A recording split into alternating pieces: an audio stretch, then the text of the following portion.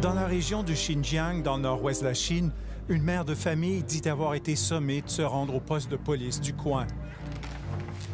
Zumrat Dawood, une membre de la minorité musulmane ouïghour, affirme avoir été menottée et cagoulée. Elle dit avoir fait un trajet d'1 heure dans un véhicule sans savoir où on l'emmenait. Ils m'ont mise dans l'auto. Je pensais qu'ils allaient m'emmener sur une montagne et me tirer dans le dos. Elle dit avoir été enfermée pendant des mois dans un camp d'internement comme celui-ci, à l'insu de son époux et de ses enfants. Selon les Nations unies, plus d'1 million d'Ouïghours ont été internés dans de tels camps. La Chine nie qu'il s'agit de camps d'internement. There's what we call vocational education and training centers. It's nothing to do with eradication of ethnic groups.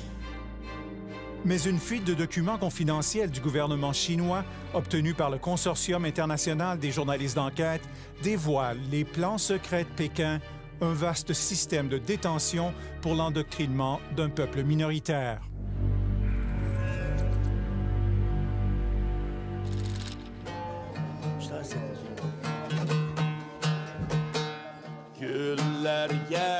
Début novembre, sur la rive sud de Montréal, des Ouïghours se rassemblent pour une soirée festive. Ils sont près de 2000 à vivre au Canada. Derrière les danses et les sourires, plusieurs n'ont pas le cœur à la fête. L'angoisse et la peur tenaillent cette communauté.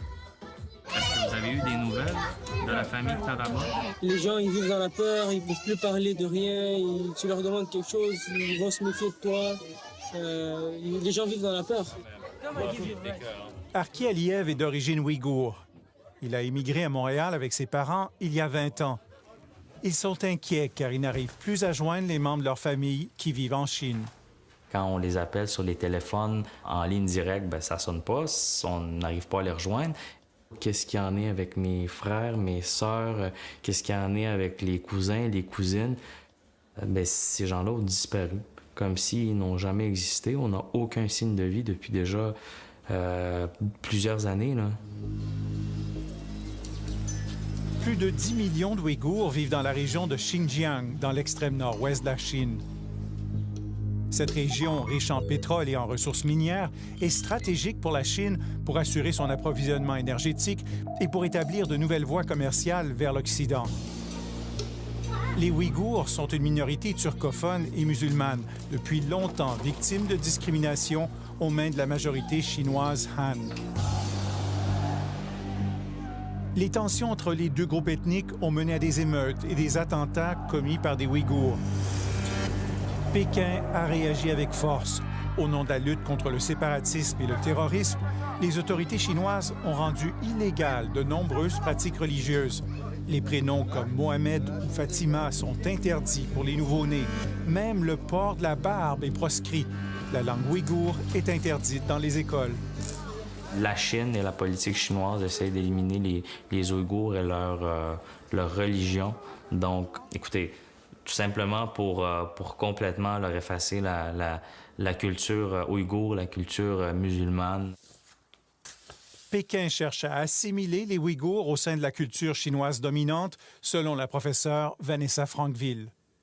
Donc l'idée aujourd'hui, si on suit le discours chinois, c'est que pour stabiliser la région, il faut éduquer, neutraliser une certaine partie de la population. Et donc cette population, elle est majoritairement ouïghour. En 2016, la répression s'est accrue de façon marquée avec la mise en place d'un redoutable appareil de surveillance. Les caméras sont partout. Des applications espionnent le contenu des téléphones cellulaires et grâce à l'intelligence artificielle, les policiers analysent toutes ces données pour suivre à la trace une population entière. Vous marchez sur la rue, déjà les ordinateurs peuvent repérer votre face et avoir toute l'information nécessaire dans leur fichier. Donc surveillance 24 heures sur 24 sur les allées et les venues, à tous les points, que ce soit le métro, que ce soit les centres commerciaux. Il faut rentrer là avec une empreinte digitale. Je crois qu'il faut aussi voir la région ouïghour comme une région laboratoire. On est en train de mettre en place une société dystopique à la George Orwell. Grâce aux données recueillies par l'appareil de surveillance, les policiers ont ciblé des centaines de milliers de Ouïghours et dans bien des cas, on les a appréhendés pour avoir posé des gestes anodins associés à des pratiques religieuses, selon Vanessa Frankville. Dans cette liste, vous avez à la fois le jeûne, la prière, le refus de boire de l'alcool, le refus de fumer des cigarettes, mais vous avez aussi le fait d'avoir installé un VPN sur votre téléphone ou WhatsApp pour communiquer avec votre famille à l'étranger. Une fois arrêtés, les Ouïghours sont envoyés dans des camps d'internement pour les reprogrammer. Ils doivent abandonner leurs pratiques religieuses et effectuer des travaux manuels. Selon l'ONU, plus d'1 million d'entre eux ont été internés. C'est plus de 10 % de leur population. La Chine nie catégoriquement mener une campagne de répression contre les membres de cette minorité ethnique. In Xinjiang, religious freedom is fully respected. Please sit down. I'll answer your question. Okay, thank you. Lorsque confronté par nos collègues de la BBC la semaine dernière, l'ambassadeur de Chine à Londres a affirmé que les camps ne sont que de simples écoles de métier pour des jeunes qui auraient commis des fautes mineures. There's no so-called labor camps, as you described. There's what we call vocational education and training centers. They are there for the prevention of a terrorist. Mais les documents secrets obtenus par le Consortium international des journalistes d'enquête confirment qu'il s'agit bel et bien de camps de détention extrajudiciaires. Ce document confidentiel, datant de 2017, signé et approuvé par le numéro 2 du Parti communiste au Xinjiang, Zhu Hailun, dévoile les directives pour améliorer le fonctionnement de ces camps. On y parle entre autres de l'importance de prévenir les évasions en améliorant les tours de guet et en verrouillant les portes des dortoirs et des corridors à double tour. Les responsables des camps sont sommés de contrôler les activités des détenus pour empêcher les évasions pendant les classes, les repas, les pauses toilettes et les douches. On y décrit les méthodes d'endoctrinement où l'on évalue par un système de pointage la transformation idéologique des détenus et leur respect de la discipline. Nous avons montré ces documents à Vanessa Frankville. Ça révèle une toute autre réalité que ce que la Chine veut nous faire croire, et ça révèle un écart important entre ce qu'il se passe de façon officielle dans les documents qui sont partagés entre les fonctionnaires et ce qui est distribué aux audiences internationales. La fuite montre également que le système de surveillance de la Chine tient aussi à l'œil des Ouïghours de nationalité étrangère. Ce document mentionne que 5 Canadiens d'origine ouïghour se trouvaient en visite en Chine en juin 2017 et que leur dossier devait être examiné de près par les préfectures. Donc ça veut dire qu'il y avait déjà une surveillance importante sur les Ouïghours à l'étranger, ce qui est déjà quelque part inquiétant parce que ce sont des citoyens non chinois, c'est des citoyens canadiens, turcs. L'ambassadeur de Chine à Londres rejette la véracité de documents qui laisseraient entendre que la Chine a mis sur pied des camps d'internement. I'm telling you what the document, so-called document you're talking about is a pure fabrications. Don't listen to fake news. Don't listen to fabrications. Mais l'authenticité de ces documents a été confirmée par plusieurs experts. Et des témoignages bouleversants d'ex-détenus décrivent l'enfer des camps d'internement. On voyait de nos propres yeux des choses horrifiantes. Ce ne sont pas des êtres humains.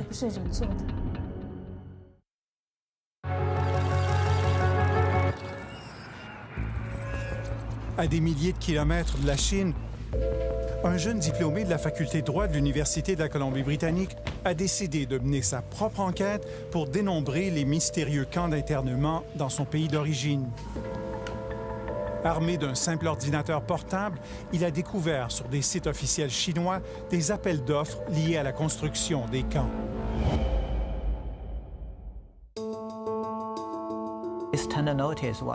Cet appel d'offres a été publié en avril 2017 et la construction de ce camp a commencé en mai 2017. On voit des miradors sur les images satellites. À partir des ombrages, on voit qu'il s'agit de miradors comme dans une prison. Il y en a 4 ici. Les images satellites révèlent aussi l'installation de clôtures et de barbelés.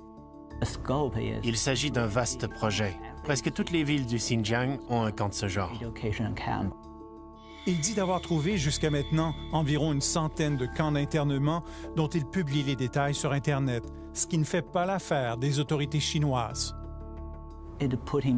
Ma recherche me met dans une situation très difficile, mais je me considère chanceux si je me compare à mes amis ouïghours. Je suis chinois de la majorité Han. Je ne risque pas ma vie en m'exprimant ici. La publication de preuves irréfutables, comme ces images satellites, ont forcé les autorités chinoises à changer leur discours et à admettre l'existence des camps. On est passé de « cela n'existe pas » à « oui, cela existe » jusqu'à « et d'ailleurs, c'est très très bien, suivez notre modèle », puisqu'aujourd'hui, la Chine vante ces écoles comme des modèles pour le reste du monde. La Chine a même invité des journalistes et des experts étrangers à visiter quelques-uns des camps. En août dernier, l'historien canado-albanais Olsi Yazezi a participé à une de ces visites guidées. Il a tourné ses images avec son téléphone.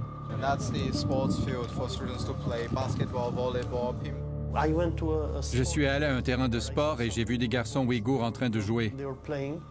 J'ai voulu les interviewer, mais on me l'a interdit. On leur montre des jeunes qui semblent s'amuser, mais en vérité, tout est soigneusement orchestré. Ils sont emmenés dans une classe où l'on enseigne le mandarin et les lois chinoises.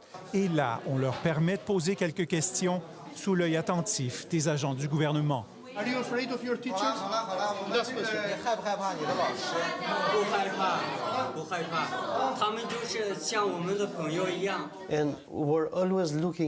Ils étaient toujours en train de regarder leurs profs pour s'assurer qu'ils répondaient correctement. J'ai enfin décidé de les questionner. Je leur ai demandé leur nom et pourquoi ils étaient là. What is her mistake? Why she ended up here?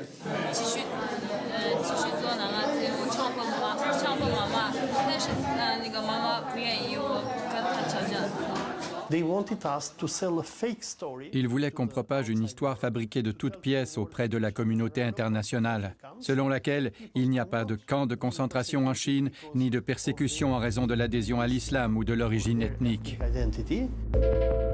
En quelques clics révélateurs, Sean Zhang démontre l'absurdité de l'effort de propagande chinois dans un camp de Kashgar. Il a découvert que juste avant la visite des journalistes et des diplomates étrangers, les clôtures à mailles ont été remplacées par des terrains de basket-ball. Voici les images que la Chine souhaite montrer au reste de la planète, des images tournées par la BBC lors d'une visite guidée dans le même camp. Ces jeunes jouent sur un terrain de basket-ball qui était inexistant auparavant. Le discours officiel de la Chine est aussi contredit par des témoignages bouleversants de Ouïghours en exil qui disent avoir vécu l'enfer des camps. Zumrat Dawood dit avoir été interné et endoctriné pendant 3 mois. En classe, on nous parlait du Parti communiste.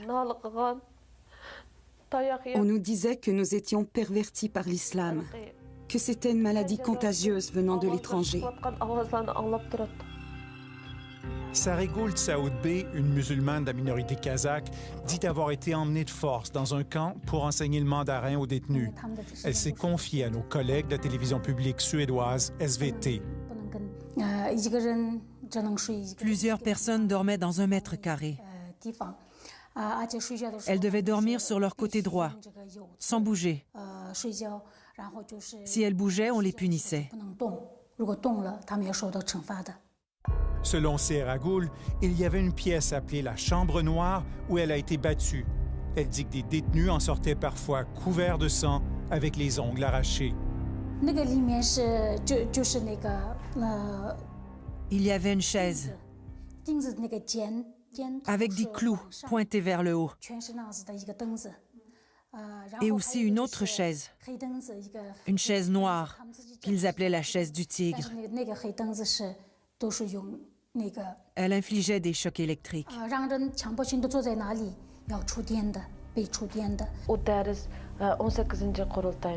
Tous les soirs, nous pouvions entendre des gens crier. C'était comme si on les torturait.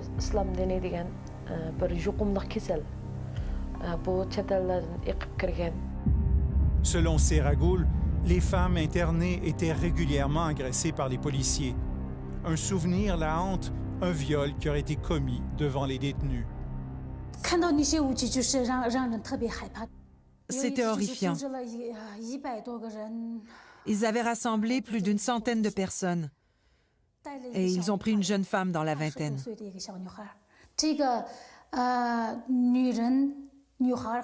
Les détenus, mariés ou célibataires, étaient sexuellement torturés tous les jours. On voyait de nos propres yeux des choses horrifiantes. Ce ne sont pas des êtres humains.